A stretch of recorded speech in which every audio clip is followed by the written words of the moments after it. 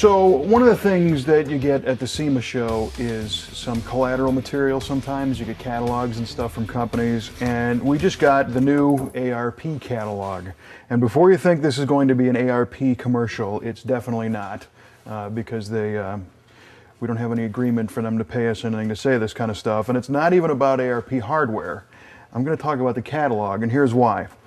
ARP is a company that makes fasteners. You can see here in the catalog, you know, studs and head bolts and all kinds of stuff.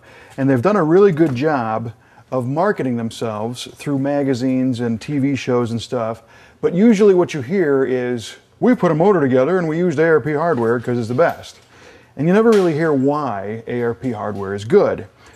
But the catalog has all the answers. And I found it fascinating to know that ARP is a company that manufactures their stuff, so they obviously know how it goes together, and they have the stones to put it all in print to tell you not only what they do and what they have for sale, but a whole bunch of tests that they meet with their products to educate you on why to use their stuff. And let me just give you an example.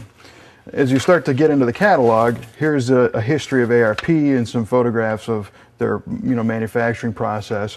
But then they start to get into the people behind the scenes, and they do an interview here about what they call here the aerospace quality myth, right? This is one example of some information that ARP tries to tell you. And you hear the term aerospace quality used a lot.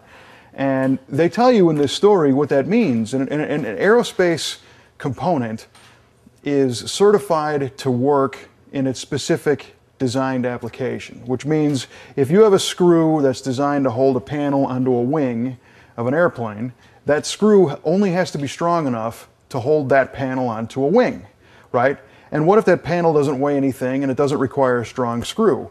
Well, it might be certified for its job, but it's aerospace quality, but it might break in a heartbeat if you used it on a race car. So ARP goes through and tells you this story. That's one example of the kind of information you find in the catalog. They're not afraid to tell you that, yeah, if you're going to buy something aerospace, that might not be strong enough for what you want. So they tell you, the story about fasteners and what a fastener is. And it's interesting, they don't look at fasteners as nuts and bolts in here.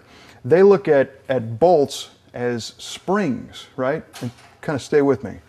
Imagine a connecting rod. If this is a rod cap and my arm here is the rod, and you put your rod bolt in it, and you wanted to tighten this down so that it was going to not come apart at speed. Well, the way ARP recommends you spec out the bolt is envision it as a spring that is strong enough to keep this together as if not spring apart, and hold it together under all of your circumstances, the RPM, the weight of the rods, and if it's strong enough to do that, it's going to be right for the job.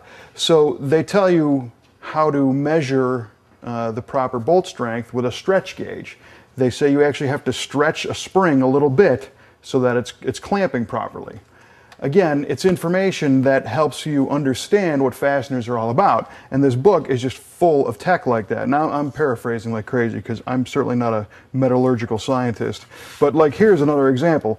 These are failures. These are all bolts that broke, and it shows you what the failure looks like, and then why it happened. It might have been sheared off, it might have been stretched, it might have snapped, and they tell you again why you need to use high quality fasteners to prevent that kind of stuff from happening.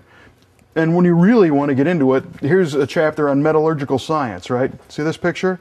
That's scientific. I have no idea what it means. I'm sure if I read this, I would understand it. And then, of course, they're quick to point out that it takes 4 different engineering degrees to understand metallurgical science. So you're not going to get all the answers here, but at least it reassures you to know that, yeah, these guys know what they're talking about, and they're the guys that are doing it. Here, this photograph is kind of cool because it shows this bolt. This is an ARP fastener.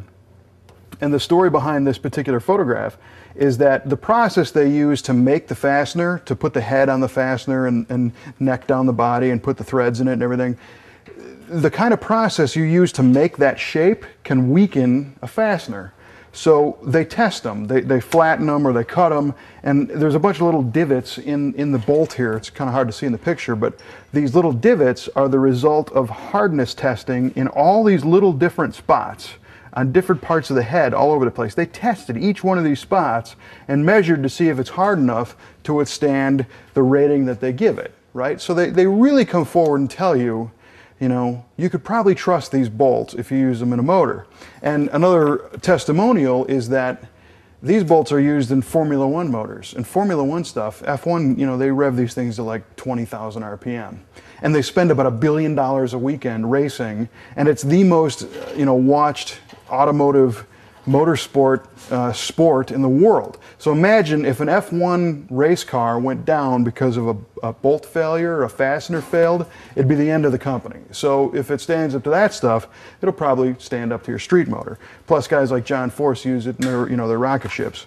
So when you go through the catalog, you end up getting, you know, the first 30 pages are tech about the proper way to torque stuff.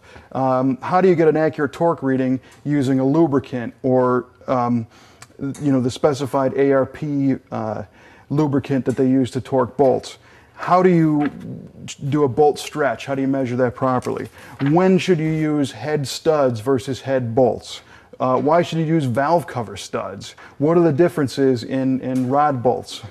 It's just an amazing amount of information. So, you know, you're 30 pages in before they try and sell you the first part. So I thought that was kind of neat. And this, you know, this is one of those catalogs that call up ARP or go online, go get one, because when you go to assemble your motor, you're going to want this handy because of all the proper techniques to install, you know, rod bolts and studs and all the rest of it. It's all in here. And the only piece of advice I can give you beyond that is don't loan it out. Because if you loan it to a buddy, you'll never see it again. I bet you. It's good reading.